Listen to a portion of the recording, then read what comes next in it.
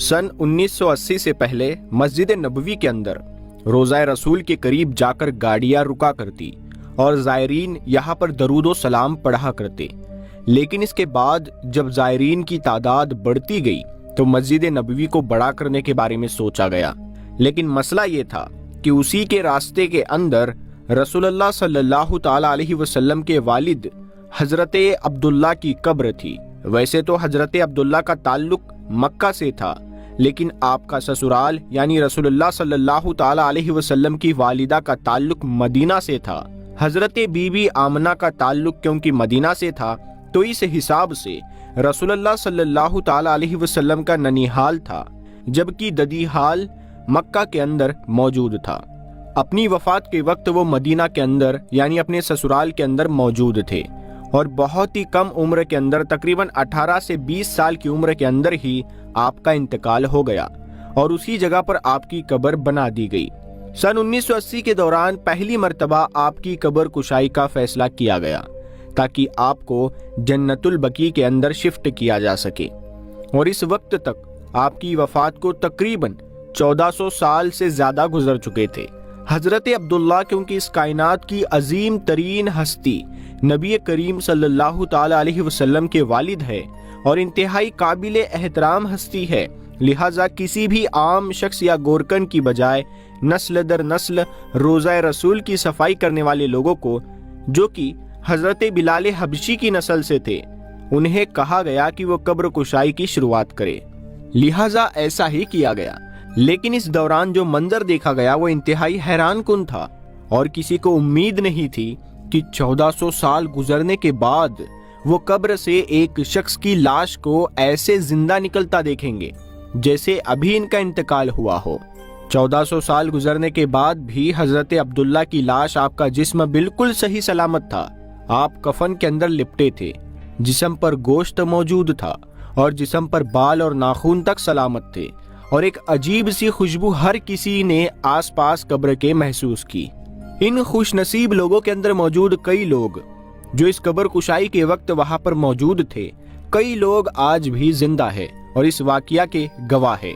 इन लोगों ने अपनी आंखों से दोबारा दफनाने का मंजर भी देखा और इस दौर के अंदर कैमरा तो मौजूद था, लेकिन इसका इस्तेमाल इतना आम नहीं हुआ था जितना आज के दौर में है। लिहाजा इस मंजर को कैमरे के अंदर कैद नहीं किया जा सका।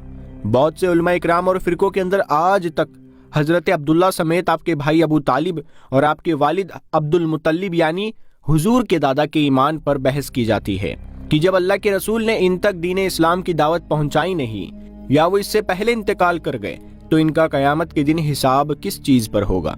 क्या उनकी मौत ईमान पर थी या फिर कुफ्र पर?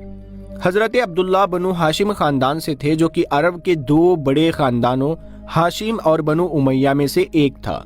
ये दोनों कबीले कुरैश कबीले का हिस्सा थे और बनु उमैया के पास कुरैश की फौज की जिम्मेदारी थी।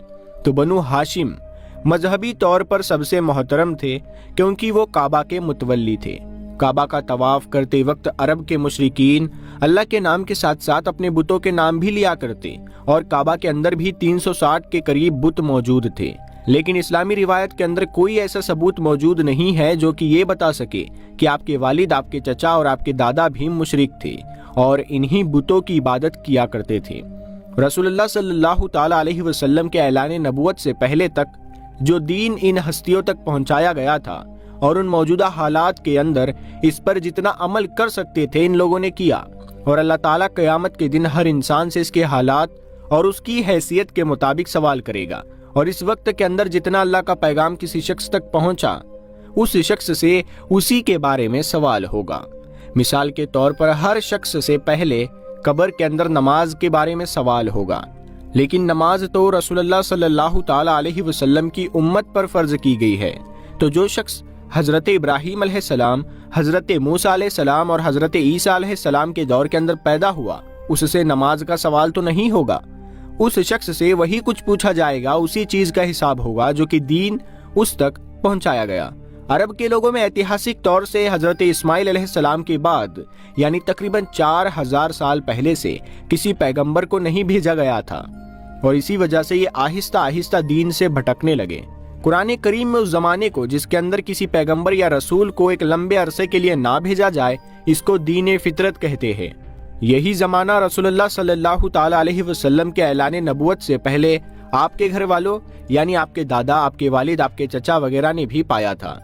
سورہ یاسین آیت نمبر 3 کے اندر اللہ تعالیٰ فرماتا ہے، جس کا مفہوم ہے کہ اے محمد، ہم نے آپ کو قرآن دے کر اس قوم کی طرف مبعوث کیا جس کی طرف دعوت حق نہیں پہنچی تھی، تاکہ آپ ان کو ڈر سنائیں۔ اس آیت مبارکہ میں صاف طور پر عرب کے لوگوں کا دین فطرت پر ہونا ثابت ہے، لیکن اس دعوے کے بعد جس نے انکار کیا وہ کافر کہلائے گا۔ سورہ بنی اسرائیل آیت نمبر 15 کے اندر دین فطرت کے لوگوں کے لیے اللہ کا حکم ہے کہ ہم کسی قوم کو تب تک عذاب نہیں دیتے جب تک کہ ان کے اندر کسی رسول کو نہ بھیج دے، یعنی جن کے پاس پیغمبر نہیں بھیجا گیا تو وہ عذاب کے حقدار نہیں ہوں گے۔ لہٰذا رسول اللہ صلی اللہ تعالی علیہ وسلم کے والد، والدہ اور آپ کے گھر کے لوگ اس تمام آزمائش اور امتحان سے آزاد ہے۔ صحیح مسلم میں ایک حدیث ہے جس کے اندر بیان ہوتا ہے کہ اللہ کے رسول صلی اللہ تعالی علیہ وسلم کے پاس ایک شخص آیا اور آپ سے سوال کیا کہ اللہ کے رسول، میرے والد وفات پا چکے ہیں، وہ اس وقت کہاں پر ہے؟ آپ صلی اللہ تعالی علیہ وسلم نے جواب دیا کہ وہ آگ میں ہے، یعنی جہنم میں۔ یہ سن کر یہ شخص غمگین ہو کر جانے لگا تو آپ نے اسے اپنے پاس بلایا اور فرمایا کہ تیرا والد اور میرے والد دونوں جہنم کے اندر ہے، یعنی آگ میں ہے۔ اس حدیث مبارکہ کی وجہ سے بہت سے لوگوں نے اس کا یہ مطلب نکالا کہ رسول اللہ صلی اللہ تعالی علیہ وسلم نے اپنے والد کو معاذ اللہ جہنمی کنفرم کیا، جبکہ حقیقت کچھ اور ہی ہے۔ اس حدیث کے اندر عربی کے اندر والد کے لیے استعمال کیے جانے والا لفظ والد کی بجائے ابی کا استعمال کیا گیا ہے، جو کہ باپ اور چچا دونوں کے لیے استعمال کیا جاتا ہے۔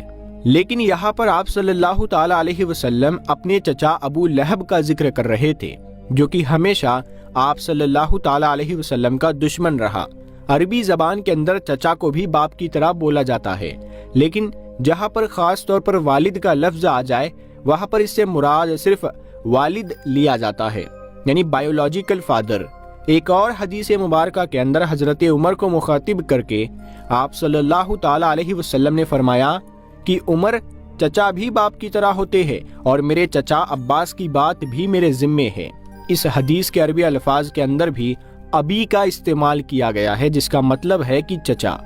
لہٰذا رسول اللہ صلی اللہ تعالی علیہ وسلم کے والدین اور آپ کے گھر والوں کے ایمان اور کفر کا فیصلہ ہمیں اللہ کے حکم اور قرآن کے مطابق کرنا چاہیے، اور جب اللہ تعالیٰ فرماتا ہے کہ میں نے ان کو بخش دیا تو اس معاملے میں ہماری